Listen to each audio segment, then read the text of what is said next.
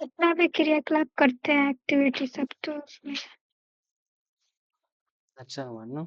Verb का मतलब क्या हो गया? क्रिया। क्रिया मतलब एक्शन वर्ड, ये ना। हम्म। जैसे हंसना, रोना, गाना, पढ़ना, लिखना, है ना। हिंदी में कहें तो जी जिस शब्द में ना रहे वो सारे के सारे एक्शन वर्ड है ना। एक्शन जी वर्ड, वैसा वर्ड जिससे काम होने का पता चले। ठीक है, यहाँ पर जी डिफिनेशन क्या हो गया? A verb is a word that shows action, state और position. Without a verb a sentence is incomplete। बिना वर्ब का एक सेंटेंस क्या होगा? इनकम्प्लीट होगा। इनकम्प्लीट। ठीक है, इसमें वर्ब होगा ही होगा। जैसे जैसे मान लो हमने कहा he is a boy, he is a boy, इसमें भी वर्ब है। कौन है वर्ब? हेल्पिंग वर्ब है। इसमें हेल्पिंग वर्ब इज है ना। तो मतलब जी बिना वर्ब का कोई सेंटेंस नहीं हो सकता नहीं होता। है ना। जैसे हमने कहा he has a pen, he has a pen. Pen. ठीक है, तो यहाँ पर कौन जी वर्ब है? हैज। हैज। यहाँ पर हैज जो है वो पोजीशन है। क्या है? Position position. है कि नहीं? उसके पास एक कलम, पोजीशन हो गया। हाँ, वो एक कलम रखता है। स्टेट, और जैसे हमने कहा ही ही इज इल, वह बीमार है। ठीक है, तो उसकी स्थिति होगी बीमार। इस तरह के। अब यहीं पर जैसे हम और भी सेंटेंस लें, ही इज प्लेइंग, वो खेल रहा है, तो इसमें एक्शन हो रहा है ना। प्लेइंग। हाँ, तो वर्ब का मतलब ये नहीं है कि सिर्फ एक्शन वर्ड हो। समझ में आ रहा है? जी अभी ये डाउट क्लियर हो गया, सिर्फ एक्शन वर्ड ही वर्ब नहीं है। ये सही है कि एक्शन वर्ड वर्ब कहलाता है, पर सिर्फ एक्शन वर्ड ही वर्ब है ऐसा नहीं नहीं है। तो एग्जांपल समझ में आ गया? अब जैसे देखो, सी राइट से लेटर, तो यहाँ पे राइट क्या हो गया? वर्ब। वर्ब, इसमें एक्शन है।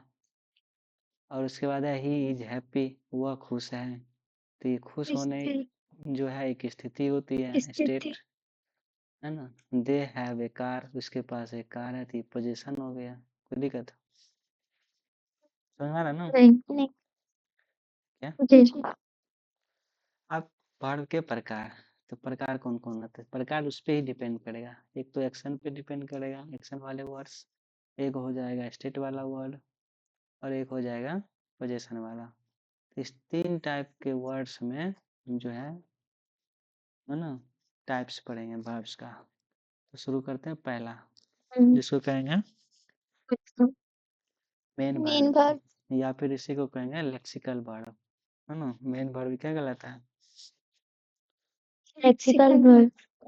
देखो, मेन वर्ब का काम होता है मेन क्रिया, मेन एक्शन, मेन एक्शन या स्टेट, मेन एक्शन या स्टेट। जैसे एग्जांपल देखो, ही प्लेज क्रिकेट, वो क्रिकेट खेलता है। तो प्लेज जो है यहाँ पर मेन क्रिया हो गया। क्या खेलता है? तो क्रिकेट। मेन काम क्या है? खेलना।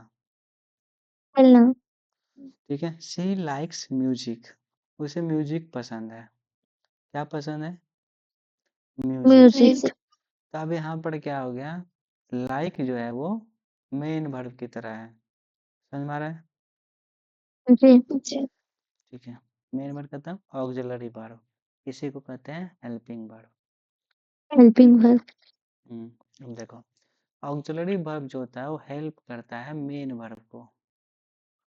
किस लिए? टेंस बनाने में, वॉइस बनाने में, या mood.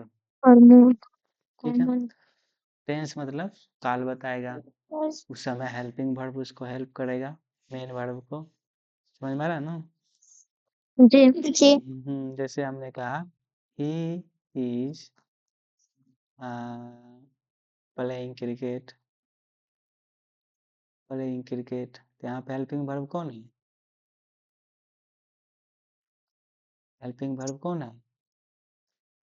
Is is. Main verb कौन है?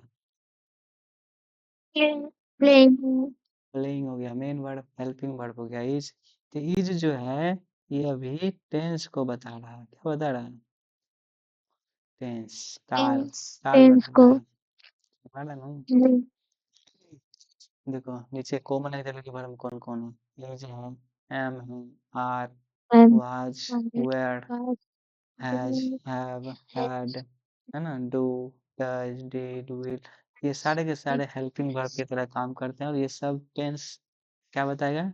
टेंस बताएगा, वॉइस बताएगा या फिर मूड बताएगा, जो भी है। जैसे they have completed the work, यहाँ पे टेंस बता रहा है हैव। क्या बता रहा है? टेंस परफेक्ट टेंस में है। किस टेंस में?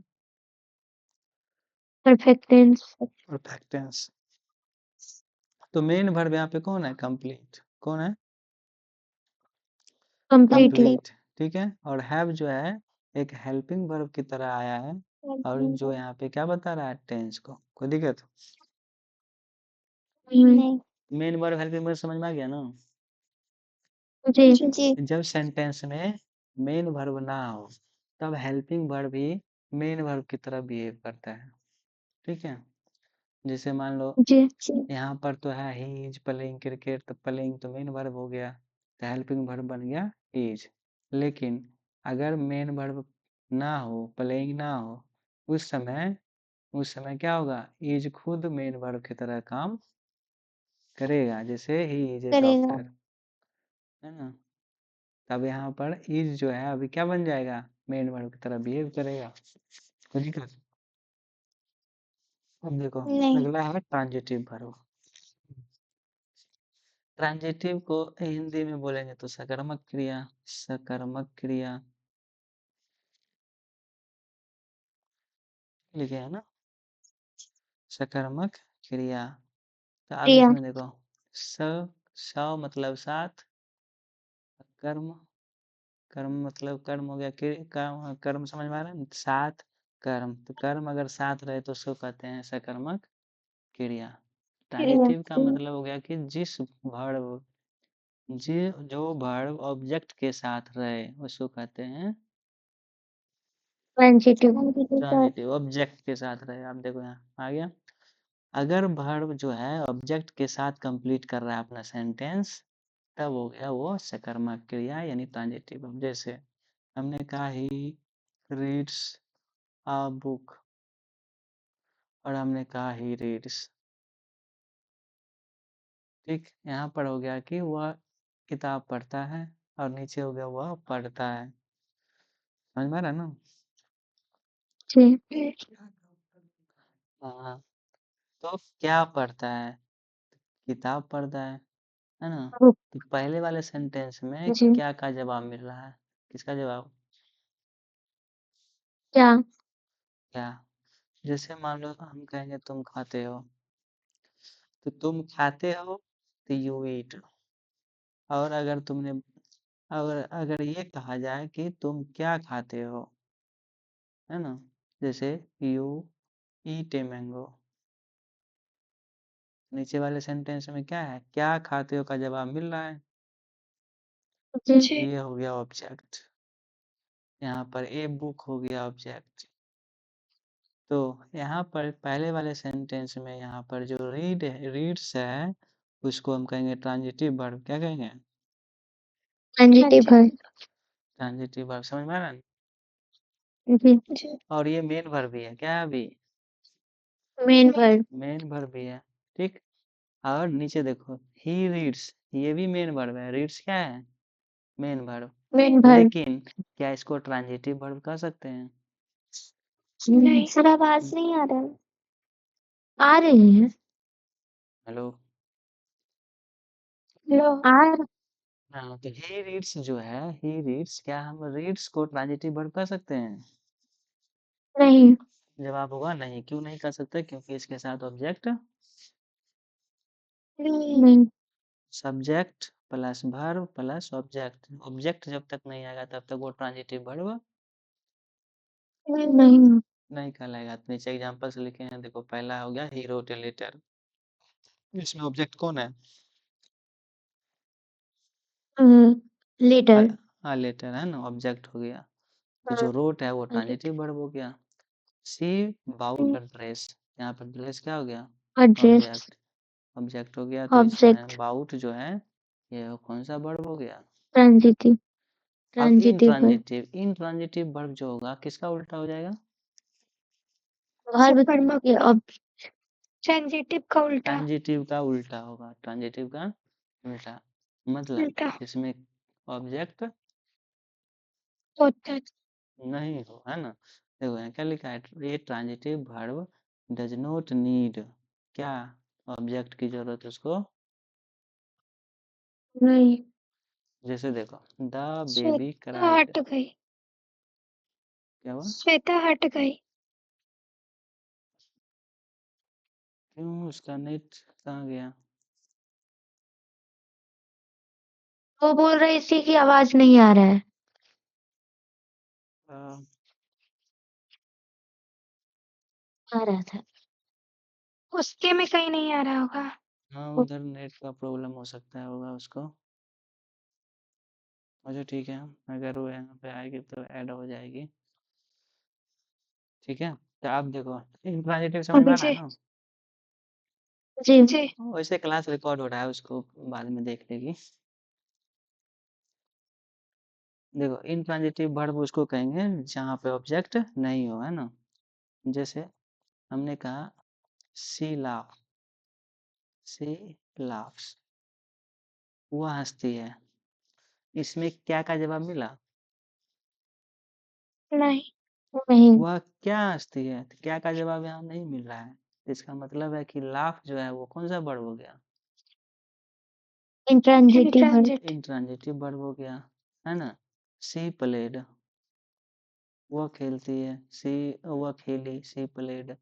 बताओ यहाँ पर भी कोई ऑब्जेक्ट है? नहीं। नहीं। ठीक, समझ में आया ना इंट्रांजिटिव वर्ब किसको कहते हैं। जी। बहुत बढ़िया। तो अब देखो यहाँ पे कुछ उदाहरण पहले से लिखे हैं। द बेबी क्राइड, क्राइड मतलब रोना, तो बेबी रो रहा रोना। या रोया, बेबी रोया। तो बेबी क्या रोया ये पता नहीं है। नहीं। ही स्लेप्ट पीसफुली, वह शांति से सो गया, आराम से सो गया। तो क्या सो गया, क्या का जवाब नहीं मिल रहा है ना। नहीं। तो ऐसे वर्ड्स का, ऐसे सेंटेंस के जो ये वर्ड हैं ये इंट्रांजिटिव वर्ड होंगे, कोई दिक्कत। नहीं। अब आता है फिनाइट वर्ब। फिनाइट वर्ब किसको कहते हैं? कुछ ऐसे सेंटेंस होते हैं जिसमें वर्ब का टेंस में, टेंस के हिसाब से वर्ब चेंज हो जाता है, टेंस के हिसाब से, है ना। जैसे हाँ जैसे अब हम देखो पहला सेंटेंस जो है वो है प्रेजेंट, प्रेजेंट इंडेफिनिट टेंस का, है ना। Present indefinite tense. Tense. Actually में ये दोनों सेंटेंस इसी का है, किसका? प्रेजेंट इंडेफिनिट टेंस का। टेंस। अब देखो तो यहाँ पे क्या कहा गया कि a finite verb changes according to tense and subject. Subject और टेंस के हिसाब से वर्ब जो होता है वो चेंज हो जाता है, समझ में आ रहा है? जी। जैसे यहाँ पे देखो सब्जेक्ट जो है वो थर्ड पर्सन सिंगुलर नंबर है। सी क्या है? Third person singular number. और यहाँ पे नीचे वाले सेंटेंस में जो दे है वो है थर्ड पर्सन प्लूरल नंबर, समझ में आ रहा है? तो first person, second second person person. और थर्ड थर्ड। पर्सन। और इधर था सिंगुलर और प्लूरल। फर्स्ट पर्सन में आई सिंगुलर और we plural. Second person plural. You singular, you plural. You plural. Third person he, she, it एक नाम और प्लूरल में था दे। दे। ठीक है, तो अगर फिनाइट वर्ब उसको कहते हैं जो सेंटेंस में टेंस और सब्जेक्ट के हिसाब से अपने आप को बदल ले। जैसे पहले वाले सेंटेंस में गोज है ना, और दूसरे वाले सेंटेंस में गो हो गया। हमारा जी। टेंस बदल गया, तू अपने आप को भी बदल लिया। उसमें सब्जेक्ट बदल गया, तो वो अपने आप को बदल लिया। बात समझ में आया ना? जैसे अगर बोलेंगे राम, तो यहाँ हो जाएगा goes to market, goes to market. Market. लेकिन ये वो राम की जगह पर अगर हम श्याम को भी ऐड कर लें, तो राम एंड श्याम, यहाँ गोज, गोज जो लिखे थे चेंज होकर क्या बन जाएगा? गो, गो टू मार्केट। समझ में आया ना? जी। हमने कहा सीता वीप्स, सीता रोती है, सीता वीप्स, ठीक है। और जैसे ही हमने जी। सीता के साथ गीता को भी ले आया, सीता के साथ गीता को, तो वीप्स जो है वो बदल गया, और वो वीप्स ना होके क्या बन गया? Weep, whip. ठीक है। तो पहले विप्स जी। था, एस लगा था, बाद में एस गायब हो गया। तो इसको कहते हैं विप। Finite verb, non finite verb. Non finite verb हो गया जो सब्जेक्ट और टेंस के हिसाब से ना बदले, मीन्स। ठीक। फिनाइट का उल्टा, समझ में आ रहा ना? अब देखो, तो इसमें दो types of non finite verb में क्या क्या होता है। तो एक होता है, इसमें अलग अलग होते हैं, जिरांड्स, पार्सिपल, है ना, इस तरह के वर्ब आते हैं। तो इसमें समझो नॉन फिनाइट में कौन, तो पहला होता है इनफिनाइट वर्ब, इन्फिनेटिव। पहला क्या होता है? इनफिनेटिव। नॉन फिनाइट का ही टाइप्स हो गया इन्फिनेटिव। इसको दोबारा जब देखोगे ना तब समझ क्लियर हो जाएगा, एक बार में चीज़ें समझ में जल्दी नहीं आती। वो भी इंग्लिश है तो इसमें सिर्फ रूल्स हैं, रूल को समझना होता है बस, ठीक है ना? इसलिए जी। इसमें घबराने की जरूरत नहीं है कि नहीं समझ आ रहा होता। अगर नहीं आ रहा हो तो दोबारा इसको देखना है। देखो, तो नॉन फिनाइट में टाइप्स बने, पहला हो गया इन्फिनेटिव। इन्फिनेटिव जो होता है वो हमेशा टू के साथ लगता है, मतलब जो वर्ब आएगा उसके पहले हमेशा फिक्स है टू रहेगा, टू रहेगा। जैसे टू गो, टू रीड, है ना, टू स्लीप। जो वर्ब आ रहा है उसके पहले क्या आएगा? टू आएगा, ये फिक्स है। जैसे यहाँ पे एग्जांपल में क्या लिखा, I want to learn, to to learn. Learn English. तो टू लर्न जो है वो बन गया इन्फिनेटिव। क्या बन गया? इन्फिनेटिव। इन्फिनेटिव वर्ब को पहचानना है तो बस उस वर्ब के पहले देखना टू लगा है या नहीं। नहीं। जैसे हमने कहा आई हैव टू रीड, अब देखो रीड के पहले टू लग गया, जी। है ना। You will have to appear in the examination, appear in the examination, examination. तुम्हें परीक्षा में उपस्थित होना होगा। हैव टू, अब टू appear आ गया, क्या आ गया? To appear, to appear. है ना। तो इस तरह के वर्ब कहलाएंगे इन्फिनेटिव। क्या कहलाएंगे? इन्फिनेटिव। हम्म इन्फिनेटिव। आप देखो जिरंड, इसी में है, ये सब नॉन फिनाइट वर्ब का उदाहरण। कौन सा? Non finite. जी। नॉन फिनाइट वर्ब में एक था इन्फिनेटिव और दूसरा है जिरंड। कौन है? जिरंड। जीरेंड। अभी हाँ, अब इसमें देखो क्या लिखा है, वर्ब प्लस आईएनजी। जैसे प्लेइंग, स्विमिंग, ठीक है, और स्लीपिंग। Washing, sleeping. तो सब में क्या स्लीपिंग। लग रहा है? सब में क्या लग रहा है? आईएनजी लग रहा है। आईएनजी। हाँ, लेकिन खास बात क्या है कि ये जो है एक नाउन की तरह काम करेगा हमेशा। कैसे काम करेगा? नाम की तरह। नाउन की तरह, यानी हमेशा एक सब्जेक्ट के रूप में आएगा। देखो पहले आ रहा है swimming is a good exercise, swimming एक अच्छा एक्सरसाइज है। स्विमिंग एक नाउन बन के आ रहा है, ना कि वर्ब। समझ में आ रहा है ना? जी। है वर्ब, लेकिन कैसे बन के आया है? नाउन बन के, ठीक। जैसे playing playing. Cricket, is good for health, ऐसे अगर कुछ लिख रहे हैं हेल्थ, है ना, स्मोकिंग इज इंजूरियस, ठीक है, टू हेल्थ। अगर ये ऐसे सेंटेंस हम देखो, स्मोकिंग आईएनजी, प्लेइंग आईएनजी, ये सब नाउन है, क्या है, नाउन। अब ये कहलाएगा जिरंड। जिरंड, याद रहेगा। जी। सेम वीडियो को जब दोबारा देखोगे तो चीजें समझ में आएगी, और दोबारा देखना भी चाहिए, इससे रिवीजन होगा। अब देखो अगला पार्टिसिपल, कंफ्यूजन अब होगा। देखो पार्टिसिपल में भी क्या है, वर्ब प्लस आईएनजी, यहाँ भी आईएनजी। यहाँ भी है वर्ब प्लस आईएनजी, आईएनजी। हाँ, लेकिन इसमें दो बनते हैं, एगो प्रेजेंट और एगो पास्ट। तो प्रेजेंट में क्या होता है, एजएमआर वाला लग जाएगा, ठीक है, हाँ, प्रेजेंट वाला क्या हो जाएगा, एजएमआर, और पास्ट वाला क्या हो जाएगा, third third form. Third form form यानी ऑफ वर्ब। पास्ट टेंस में दिखाएगा, सिंपल हो गया, दोनों अलग अलग टेंस हो गए, दोनों में अलग अलग हो गया। अब जैसे देखो, रनिंग वाटर इज क्लीन, बहता क्लीन। पानी साफ होता है, running water is cleaning. Clean, बहता पानी साफ होता है। तो यहाँ पर देखो एक प्रेजेंट पार्टिसिपल है, कौन सा, प्रेजेंट पार्टिसिपल। पार्टिसिपल, पार्टिसिपल, ठीक, ये भी नाउन के तरह ही काम करता है। देखो running water is clean, noun की तरह है कि ना। जी।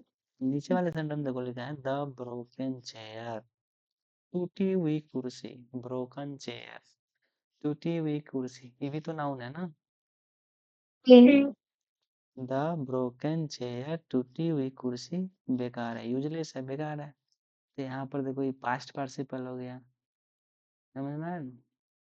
जी। तो मतलब वर्ब खुद जो है वो एक नाउन बन के आता है, तो उसमें ऐसे पहचानना है। अगर भी3 ब्रोकन यहाँ जो है वो भी3 है, तो जब ब्रोकन भी3 दिख रहा है तो कहेंगे पास्ट पार्टिसिपल में है, ठीक है, पास्ट पार्टिसिपल में है। और यहाँ रनिंग वाटर इज क्लीन, तब यहाँ पर कहेंगे इसको प्रेजेंट पार्टिसिपल में है, ठीक है। अब अब हमें बताओ कि पार्टिसिपल और जिरन में क्या अंतर है, पार्टिसिपल और जिरन, ये क्वेश्चन आना चाहिए था दिमाग, क्योंकि जिरन में भी देखे हो कि वर्ब प्लस आईएनजी आया था, और यहाँ लिखा था swimming is a good exercise, है ना। चलो जल्दी सोच के बताओ दोनों में क्या अंतर है, पास पास क्या क्या है, पार्टिसिपल और जिरंड, जिरंड। बोलो क्या डिफरेंस है दोनों में। दोनों में ही तो वर्ब प्लस आईएनजी लगता है। हाँ वही तो सिमिलरिटी बता रही है, दोनों में आईएनजी लगा, सिमिलरिटी हुआ, सिमिलरिटी डिफरेंस, दोनों को कैसे पहचानोगे कि इसमें पार्टिसिपल है इसमें जिरंड है। थर्ड फॉर्म उसमें नहीं रहता है जिरंड में।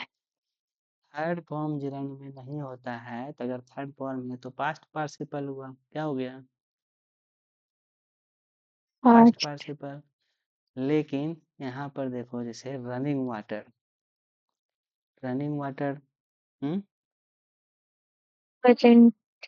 रनिंग वाटर जो है प्रेजेंट में है पार्टिसिपल, और यहाँ जो है स्विमिंग, ये भी तो ईजेएमआर लगा है ना, तो इसको भी तो प्रेजेंट पार्टिसिपल कह सकते हैं, क्यों नहीं कहेंगे। हाँ। इसके बाद नाउन नहीं है। इसके बाद नाउन नहीं। नाउन नहीं। नाउन नहीं है, इसके बाद नाउन नहीं है, और इसके बाद नाउन है। रनिंग वाटर क्या है, नाउन है। तो रनिंग पार्टिसिपल जो वाटर। है, पार्टिसिपल वो उसमें ऑब्जेक्ट के तरह भी काम करता है, और इसके बाद नाउन, रनिंग के बाद क्या है, नाउन है, नाउन नाउन। आएगा। जैसे एग्जांपल लेते हैं, he fond of playing cricket, playing. Cricket, अब देखो प्लेइंग क्रिकेट, प्लेइंग के बाद क्या आ गया? क्रिकेट। यहाँ पे जो प्लेइंग है, क्रिकेट, प्लेइंग, वो क्या बनेगा? पार्टिसिपल या जिरंड?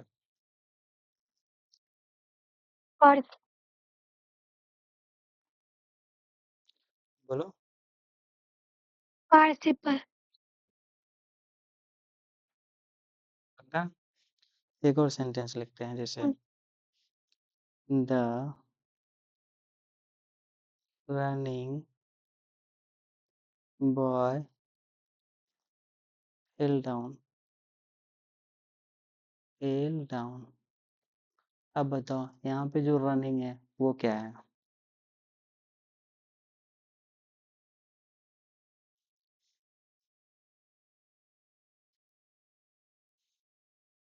भी पार्टिसिपल ये वाला पार्टिसिपल है, ये वाला पार्टिसिपल है, है, लेकिन ऊपर वाला जो है ये पार्टिसिपल नहीं है। नहीं, ये क्या है? जिरंड है। क्या है?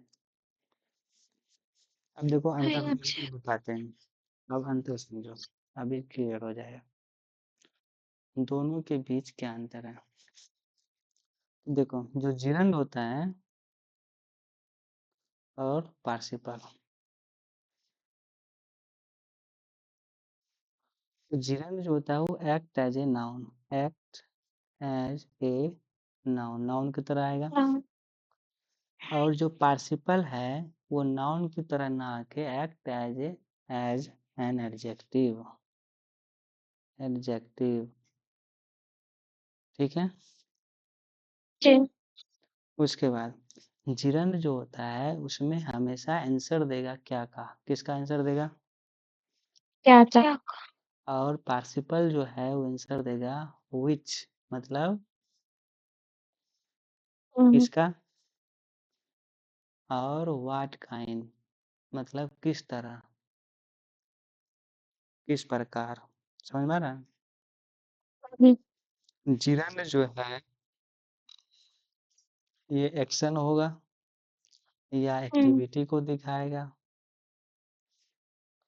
और पार्टिसिपल जो होगा वो नाउन या प्रोनाउन में रहेगा। ठीक है। जी, एग्जाम्पल से समझते हैं, जैसे रीडिंग इज यूजफुल, पढ़ना उपयोगी है। पढ़ना जो है वो एक एक्टिविटी की तरह दिखा रहा है, एक एक्शन की तरह दिखा रहा है ना?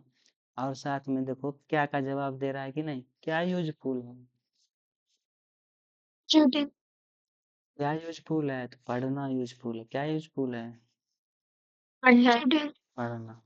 और यहाँ पर अगर रहेगा रीडिंग बॉय, रीडिंग बॉय, अब बताओ यहाँ पे रीडिंग जो है क्या वो क्या का जवाब दे रहा है? नहीं, उसके बाद अच्छा दूसरा कि एडजेक्टिव की तरह रहता है, तो एडजेक्टिव कौन क्या होता है ये बताओ। एडजेक्टिव जो होता है वो हमेशा नाउन के पहले आएगा, नाउन के मिलेगा, पहले। तो इस तरह इसीलिए आर्टिकल भी कभी कभी एडजेक्टिव की तरह काम करता है। तो एडजेक्टिव हमेशा नाउन के पहले आएगा और नाउन की विशेषता बताएगा। क्या बताएगा? नाउन की विशेषता, विशेषता। कैसा लड़का? दिखाओ, पढ़ने वाला लड़का। कैसा लड़का? पढ़ने पढ़ने वाला, वाला। तो देखो किस व्हाट काइंड, किस तरह का? तो पढ़ने वाला। जवाब मिल रहा है ना? हम्म, अब दोनों में अंतर क्लियर होगा। अरे, ठीक है। अब क्या होता है मॉडल वर्ब्स। अब क्या होता है मॉडल, मॉडल मॉडल वर्ब जो है वो दिखाता है एबिलिटी। एबिलिटी मतलब होता है काम करने की क्षमता। परमिशन आज्ञा, एडवाइस सलाह, ऑब्लिगेशन उसका मतलब ऑब्लिगेशन का मतलब होता है किसी पर प्रश्न चिन्ह लगाना, और पॉसिबिलिटी मतलब संभावना। ये सारे चीज, ये सारे वर्ड्स मॉडल वर्ब कहलाते हैं। तो इसमें कौन कौन से वर्ड आते हैं ये देखो, can, could, may, might, must, should, would, shall. इससे एक एक सेंटेंस मतलब वाक्य बनाना है। अगर इसको इससे ट्रांसलेशन भी होगा जो कैन का प्रयोग कब होता है, जैसे आई कैन रीड, मैं पढ़ सकता हूँ। ये एबिलिटी को दिखा रहा है, किस चीज़ को दिखा रहा है? एबिलिटी को। और उसके बाद जैसे हम पूछते हैं ना, may I go sir, may I go out, may I go out, go to नहीं, permission, may I go permission का आउट। कर। तो यहाँ पर हम परमिशन मांग रहे हैं। अब जैसे हम जी कह देंगे कि यू मे गो, तुम जा सकते हो, तो परमिशन दे दिए, है ना। और उसके बाद एडवाइस, एडवाइस होता है कि यू शुड ओबे, यू शुड ओबे योर पेरेंट्स, योर पेरेंट्स, तुम्हें अपने पेरेंट्स की आज्ञा माननी चाहिए। यहाँ पे सलाह दी जा रही है, जी समझ में आ रहा है? और हम अगर जी कहें इट में रेन टुडे, इट में रेन टुडे, टुडे आज वर्षा हो सकती है, ठीक, क्या है पॉसिबिलिटी, संभावना, समझ में आ रहा है कि नहीं?